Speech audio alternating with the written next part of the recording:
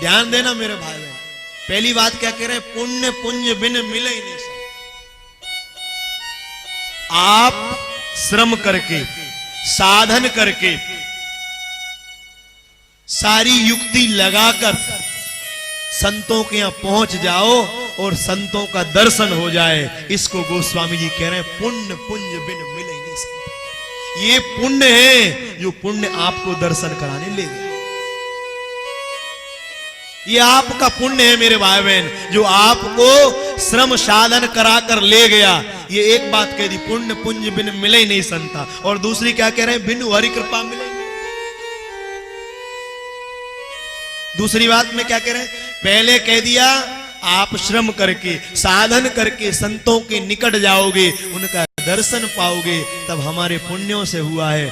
और आपने कोई साधन नहीं किया, आपने कोई युक्ति नहीं लगाई, आपने कुछ नहीं किया, और वो संत भगवान चलकर आपकी कुटिया में आपको दर्शन देने आ जाए, ये बिनु हरि कृपा मिले ही नहीं संता। ये हरि की कृपा। आपने कोई श्रम नहीं किया, कोई साधन नहीं करे, वो आप पर कृपा करके आपके यहां चलने आ गए। मेरे गोस्वामी जी कहते हैं, इसे कहते हैं बिनु हरि कृपा मिले नहीं। ये हरि की कृपा है। इसलिए प्राणनाथ आज जैसे ही सुखदेव भगवान कहते हैं, 6 पुत्रों को आज मृत्यु के घाट उतार दिया। कालांतर में महाराज जब कारागृह में बंद रहे, वसुदेव के यहाँ कीर्तिमान नाम का प्रथम पुत्र हुआ था, उसको मृत्यु के घाट उतार दिया महाराज, उसको मृत्यु के घाट उतार दिया। और आगे चलकर और 5 बालकों को मृत्यु के घाट उतार दिया। 7वें के रूप में स्वयं भगवान शंकरषण बलराम जी आए हैं, और बलराम जी महाराज गर्भ के द्वारा रोहिणी जी के यहाँ पहुंच गए।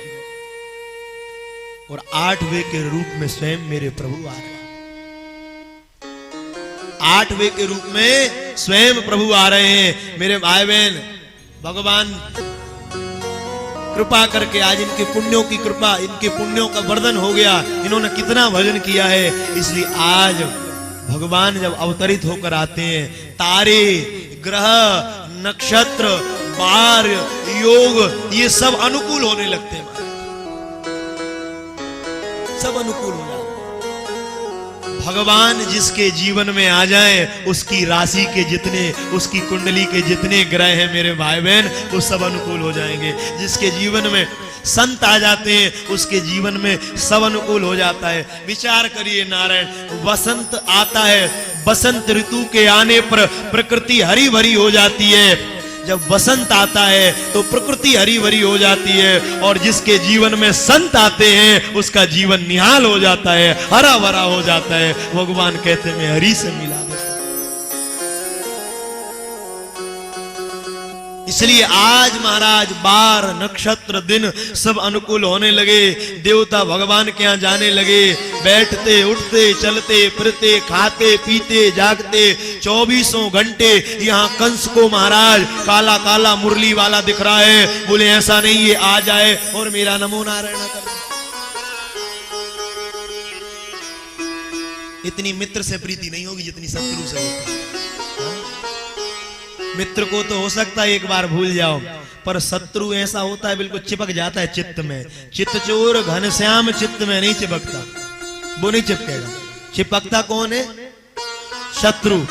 इसलिए हिरण्याक्ष, हिरण्याकश्यप, इन संपूर्ण दैत्यों ने महाराज जी इन्होंने युक्ति लगाई। बोले नाथ, हो सकता है आपसे प्रीति करने से तो हो सकता है, पता नहीं आपकी स्मृति होगी कि नहीं। इसलिए तो मैंने आपसे पहले कहा, हमारी दशा उस कछुई के अंडों के जैसी है, हम तो भूल जाते हैं। स्वयं गोस्वामी तुलसीदास जी कह रहे हैं, बोले नाथ, विनय पत्रिका में लिखा है, विनय पत्रिका में गोस्वामी जी कह रहे हैं, नाथ हम तो 24 घंटे भी राम राम राम राम राम राम राम राम कहें तो हो सकता है हम तो भूल जाएंगे। राम जपने के बाद भी आपकी विस्मृति हो जाएगी, चित्त में परिवार चिपक जाएगा, समाज चिपक जाएगी, भले ही राम राम जप रहे हैं फिर भी चिपक जाता है। पर नाथ, आपका चित्त हमसे दूर नहीं हटेगा, आप हमारे लिए अपनी चरण किंकड़ी में लगा कर रखते हो। इसलिए भाई भगवान के चरणों का ध्यान करिएगा, संतों के चरणों के आश्रय लीजिएगा। क्यों? श्री भरतलाल जी ने भगवान से चरण पादुका ही क्यों मांगी?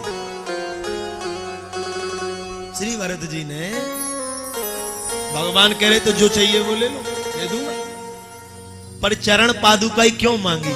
भरत जी जानते थे भगवान की चरण दासी लेकर श्री अवध में आ गए और महाराज विराजमान कर दी सिंहासन पर। किसी ने पूछा, भरत भैया आपने राम जी से चरण दासी क्यों मांगी, कुछ और मांग लेते। भरत भैया कहते, बोले भाई एक बात बताओ, तुम्हारे लिए पांव की जूते चप्पल पहनना है और जूते बाहर रखे हैं, बताओ तुम चलकर उनके पास जाओगे कि वो चलकर तुम्हारे पास आएंगे? बोलिए ना, आपकी चरणदासी वहां डली है, आप वो यहां चलकर आएंगे कि आप जाओगे? बोलिए ना मेरे भाई, आप जाओगे कि नहीं जाओगे? यही मंगाओगे? प्राणनाथ हम खुद चलकर उनके पास जाएंगे। ऐसे श्री भरत जी कहते हैं, भैया हम जानते हैं राम जी सर्वस्व देने में समर्थ थे, पर इस दास ने चरण दासी मांगी। बोले क्यों? बोले राम जी नंगे पैर कब तक वन में भ्रमण करेंगे, एक दिन तो अपनी चरण दासी को खोजते खोजते अयोध्या आना ही पड़ेगा, इसलिए मैंने राम जी की चरण दासी मांगी। बोले सरकार यहाँ आना ही पड़ेगा आपको। इसलिए मेरे भाई बहन, संतों के चरणों का आश्रय ले लिया तो जीवन धन्य। और आज देवता निहाल होकर भगवान के पास जा रहे हैं, कंस बार बार स्मृति उसके चित्त में बैठे हैं। और यहाँ आज देवताओं ने गर्भस्थ गोविंद की स्तुति प्रारंभ कर दी। गर्भिणी नारी को गर्भ स्तुति का पारण प्रतिदिन करना, ये भागवत की गर्भ स्तुति है। सत्य प्रथम सत्य परम त्रिसत्यम सत्यस्य योनिं निहितं च सत्ये सत्यस्य सत्यमृत सत्यनेत्रम सत्यात्मकं त्वां शरणं प्रपन्ना। शव देवताओं ने मिलकर भगवान की गर्भगत स्तुति करी। हे प्रभु, आप ही त्रिकाला बाधित सत्य हो, भूत वर्तमान भविष्य में शाश्वत सत्य केवल आप ही हो, आपके सिवा कुछ नहीं,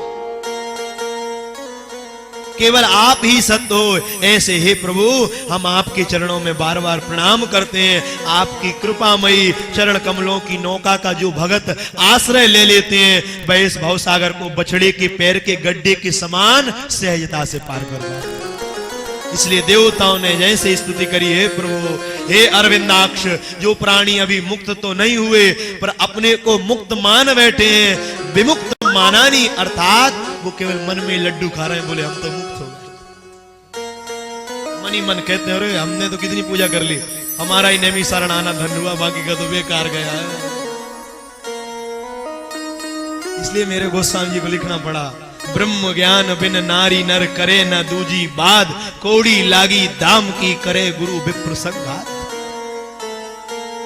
यही